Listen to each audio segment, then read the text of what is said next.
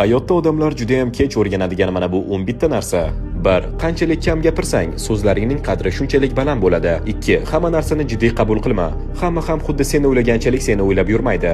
3. Muammolarga e'tibor qaratganingda muammolaring ko'payadi, imkoniyatlarga e'tibor qaratganingda esa imkoniyatlaring ortadi. 4. Hozir qancha og'riqli bo'lmasin, bir kun kelib orqaga qaraysan va tushunasan. Buning barchasi sening hayotingda yaxshilikka sodir bo'lgan. 5. Odamlarni sabab bilan uchratasan. Yo ular sening hayotingni o'zgartiradi yoki sen ularning hayotini o'zgartirasan. 6. Hech qachon yangi narsani sinab ko'rishdan qo'rqma. Agar sen bilgan chegaralaringdan chiqmasang, hayot zerikarli bo'lib qoladi.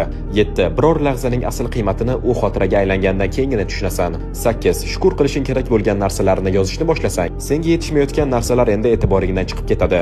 9. Agar o'zingni boshqara olmasang, kelajagingni ham boshqara olmaysan. 10. Hayot bu oyna, u senga faqat o'zing haqingda o'ylagan narsalaringni qaytaradi. 11. Ertalab ko'zguga qaraganda ko'radigan yagona inson o'zingsan.